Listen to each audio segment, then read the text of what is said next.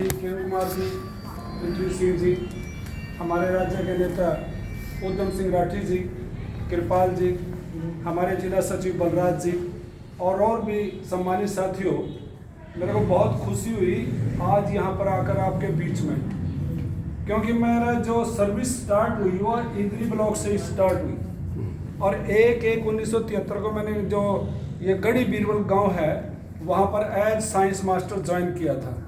और जब मैं ज्वाइन करने के लिए यहाँ से गया था इंद्री से, तो एक वो खच्चर रेड़ा था, उस पर बैठ कर गया था। तो अब तो काफ़ी कुछ परिवर्तन हो गया है। तो इसलिए मेरे को भी खुशी हुई, क्योंकि मैं जहाँ से मैंने अपनी सर्विस शुरू की थी और उन साथियों के बीच में आज मैं बात रख रहा हूँ। साथियों, ये जो रिटायर कर्मचारियों का जो संगठन बना है, इस बनाने के पीछे भी जो उद्देश्य यही था कि सरकार की नीतियाँ धीरे धीरे इस प्रकार से परिवर्तित होती जा रही थी कि जनता की बात कम है, जनता के लिए जो होनी चाहिए तो कल्याणकारी योजनाएं जैसे हम विकास कर रहे हैं, उस विकास में जो लोगों को जो सुविधाएं और मिलनी चाहिए थी, उन सुविधाओं पर कटौती शुरू होगी। एक दौर था सुविधाएं मिल रही थी। आपको बता देना चाहते हैं कि ये हाउस रेंट, मेडिकल अलाउंस पहले नहीं मिला करता था। संघर्ष हुए, उन संघर्षों की बदौलत हमने मेडिकल अलाउंस लिया। हस्बैंड वाइफ दोनों को मेडिकल अलाउंस, हाउस रेंट नहीं मिला करता था। तो ये सारी बातें बीच में आई और उसके बाद ये जो स्टेप अप हुए हमारे 8 साल के बाद 16 साल के 24, आपको याद होगा जब हमने चौथा वेतन आयोग 1986 में जो हमारा संघर्ष शुरू हुआ, उस समय रखी थी हमने बात कि 10 साल 20 साल के बाद हमें अगला स्टेप अप किया जाना चाहिए। लेकिन उसके बाद आएगा 10 साल के बाद 1 इंक्रीमेंट में, 20 साल के बाद 2 इंक्रीमेंट, धीरे धीरे आज वो कहाँ पहुँच गया हम? आज हम पहुंच गए 8, 16, 24 में नए स्केल। स्टेप अप का मतलब नए स्केल। ये सारी चीजें हमने हासिल की। तो आप लोग इसी आंदोलनों से निकल कर आए हैं, तो नेचुरली आप लोगों ने देखा होगा जिस दौर में लगे थे उस समय स्थिति क्या थी। और जब आप रिटायर हुए, हालांकि कमियां हैं बहुत उसमें, 1/1/6 के बाद जो रिटायर हुए, जो मतलब ये जो लगभग सितंबर 2007 से जो लगा है, ये लास्ट पे टर्म पे हमारी पेंशन फिक्स हुई। उससे पहले ये थी कि लास्ट की जो 10 मंथ पे होती थी एवरेज, उस एवरेज पर हमारी पेंशन फिक्स होती थी। तो आज भी हमारी ये मांग है कि हमारे आखिरी वेतन पर 1/1/6 के बाद जो रिटायर हुए उनकी पेंशन जो लास्ट पे था उस पर फिक्स की जानी चाहिए।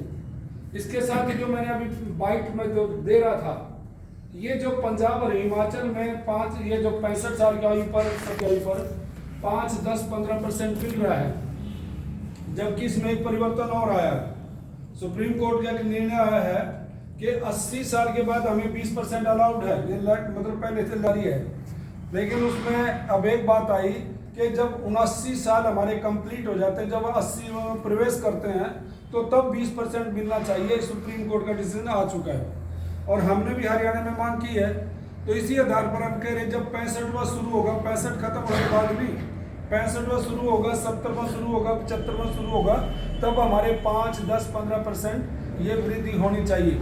बल्कि इसके बारे में हमने अलग से एक बात मुख्यमंत्री खट्टर जी पहले दौर में हुई थी, इनसे हमने कहा था कि 80 साल की आयु पर ये 20% वृद्धि किसको दोगे? क्या ये गारंटी है कि हम 80 साल तक जिएंगे? हमारी जो एवरेज एज है, एवरेज एज उस समय 72 साल थी जब हमने बात की थी, और आज हमारी एवरेज एज 68 साल आ गई। जब 68 साल ही जीने की एवरेज एज है, तो फिर ऊपर की गारंटी कैसे है? तो वो 80 साल के बाद 20% किसको दोगे? खैर, ये कहने के बाद मतलब काफ़ी डिस्कशन हुई थी। मैं उस मीटिंग में शामिल था, जग्गा जिस समय राज्य प्रधान थे हमारे, तो उन्होंने फिर ये मान लिया था चलो हम 75 साल पर कर देंगे। उसके बाद फिर खैर वो 70 पर एग्री कर गए, लेकिन बाद में एक लेटर आ गया कि फाइनेंस डिपार्टमेंट ने रिजेक्ट कर दिया कि इससे आर्थिक बोझ पड़ेगा सरकार के ऊपर और इसलिए दिया नहीं जा सकता। तो हमने बड़ा हैरानी हुई, एक मुख्यमंत्री के साथ बात हो रही, फिर फायदा क्या उस बातचीत का? तो इसलिए ये सरकार अभी जैसे मैंने कहा है कि ये जो कम्यूटेशन है अब 15 साल कटती है, उससे पहले ये 12 साल कटती थी, तो ये 15 क्यों कर दी भाई? अब कौन सा इसमें अलग से वो कर दिया, बल्कि रेट ऑफ इंटरेस्ट कम आ गया। तो फिर ये मतलब हमारे से ज़्यादा क्यों लिया जा रहा है पैसा? ये ज़्यादा हमने कैलकुलेट किया 10 साल में, अब ये 15 के बजाय 13 साल कर दी, और यहाँ हिमाचल में ये 12 साल। अब ये कटौती हुई है, हरियाणा में क्यों नहीं हो सकती है? जहाँ तक पुरानी पेंशन का सवाल है, जिस समय ये नई pension scheme, national pension scheme जिसे बोलते हैं, ये लेकर आए थे, उसी दौर से हमने PFRDA बिल का विरोध करना शुरू कर दिया था।